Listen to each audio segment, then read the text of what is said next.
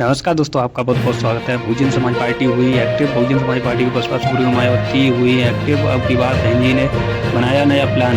2024 के रण में बहुजन समाज पार्टी का ग्राफ बहुत तेजी से गिरा और बहुजन समाज पार्टी को एक भी सांसद नहीं निकलने के कारण बहुजन समाज पार्टी ने बहुत एक्टिव तरीके से अपनी रणनीति चेंज कर दी है। बहुजन समाज पार्टी की बसपा सुप्रीमो मायावती ने जो रणनीति तय की है और जो रणनीति बनाते हुए एक भाजपा और सपा को झटका देने की पूरी कोशिश, कांग्रेस और लपेटे में आने के आचार विचार दिख रहे हैं। बहुजन समाज पार्टी की बसपा सुप्रीमो मायावती ने दलित और मुस्लिम का जो गठजोड़ को एक साथ लेते हुए फिर दोबारा भरोसा जताया।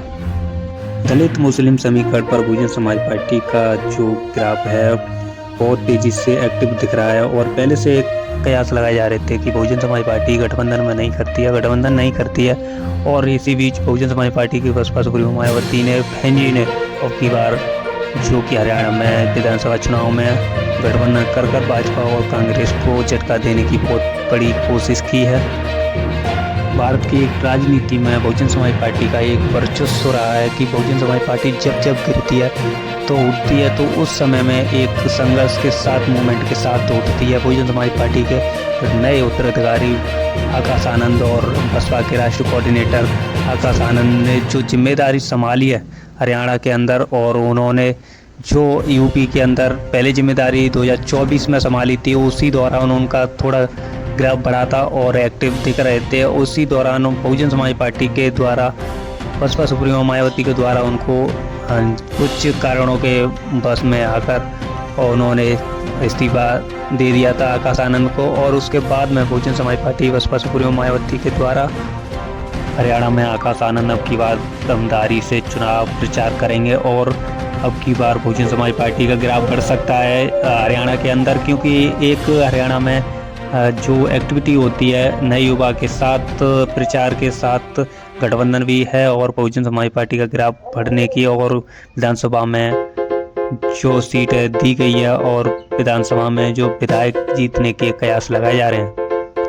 बहुजन समाज पार्टी की बसपा सुप्रीमो मायावती कभी भी घर से नहीं निकलती थी, लेकिन 2024 के चुनाव आने के बाद में बहुजन समाज पार्टी एक्टिव हुई और बहन जी ने एक नया मोड़ दिखा दिया। बहन जी ने एक नया प्लान बनाया कि जो राजनीति में स्तर तरीके से जमीनी स्तर पर कार्य किया जाता है, उसके बाद में बहुजन समाज पार्टी का ग्राफ बढ़ता है। तो बहुजन समाज पार्टी की बसपा सुप्रीमो मायावती के द्वारा वही कार्य किया गया। जमीन पर आकर जो नए नेता को अपने अंदर, पार्टी के अंदर जोड़ा जा रहा है और उसी नेताओं के द्वारा बहुजन समाज पार्टी का ग्राफ बढ़ रहा है। अब देखना होगा कि हरियाणा में जो विधानसभा के चुनाव है उसका रिजल्ट आता है तो क्या होता है, क्या ग्राफ बढ़ता है तो यूपी के अंदर 100% 2027 में बहुजन समाज पार्टी का कुछ अलग तरीके की राजनीति और रणनीति दिखेगी।